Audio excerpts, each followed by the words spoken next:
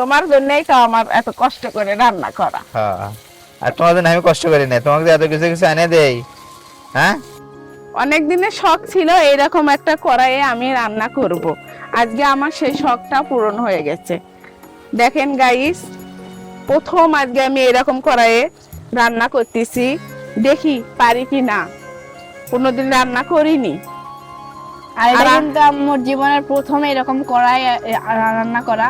আর সবকিছু একদম আপনাদের দোয়া ভালোবাসা হয়ে যাচ্ছে ধীরে ধীরে। আম্মুর ছোট ছোট আশা স্বপ্নগুলো পূরণ হচ্ছে। তো এইভাবে আপনারা আমাদের পাশে থাকেন আর আম্মুর স্বপ্নগুলো এইভাবে পূরণ হতে থাকুক। আর আমি সেই খুশি যে 1 মাস প্লেটে রান্না করছি। আমার এরকম কড়াই ফ্রাই প্যান এগুলো ছিল না, কালকে কিনে আনছি, আজকে রান্না করতেছি। মানে আমি অনেক অনেক অনেক খুশি। হ্যাঁ, আর একটা রাঁধুনির কিন্তু মানে যে যে জিনিসগুলো প্রয়োজন তার হাতের কাছে সেগুলো থাকলে, তার নিজস্ব সেই জিনিসগুলো হলে তার কিন্তু অনেক আনন্দ হয়। সেটা যারা শখ করে রান্না বান্না করে তারাই জানে। সেরকম আমার আম্মু।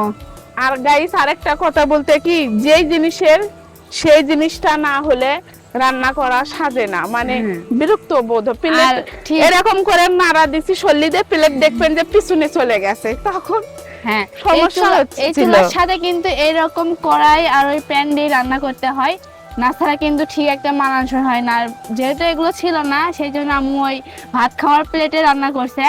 আর ওটাতে না অনেক সময় লাগতো রান্না করতে। আর এগুলো আজকে রান্না করার দেখলাম যে খালি রান্না করা, জিনিস প্রস্তুত রাখা সব অনেক কিছু অল্প সময় হয়ে যাচ্ছে। তাড়াতাড়ি হয়ে যায় গাইস। এখন শুধু তুমি রান্না করো আর আমাদের মজার মজার খাবার রান্না করে খাওয়া, বুঝছো? রমজান মাস পার হলে তো আরো সারাদিনই খালি খাওয়া আর খাওয়া। আচ্ছা গাইস, এখানে আমি বুট সিদ্ধ করে রাখছি, আর এইখানে আমি মুরগির মাংস ভাজে নিচ্ছি। আর এখানে পেঁয়াজ কুচি মরিচ কুচি করে রাখছি, এটা ভাজবো এর মধ্যে দিয়ে।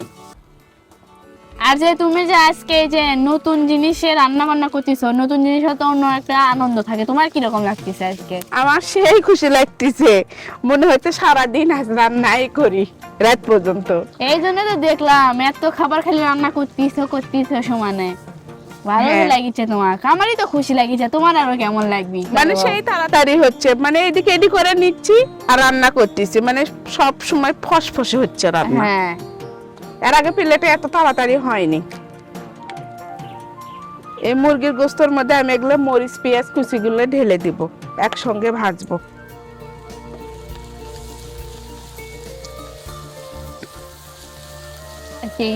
আমি খাবার হবে।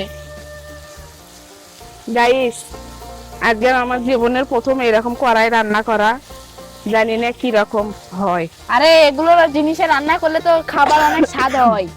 তুমি খালামুনিকের বাসায় দেখোনি? হ্যাঁ, তোমার খালামণির বাসায় তো দেখছি। আর আম্মুর কিন্তু এগুলো অনেকদিন শখে, মানে অনেকদিন ধরে ভাবতেছে যে কিনবো কিনবো। আব্বু বলছে একটু ধৈর্য ধরো, কিনে দেবো।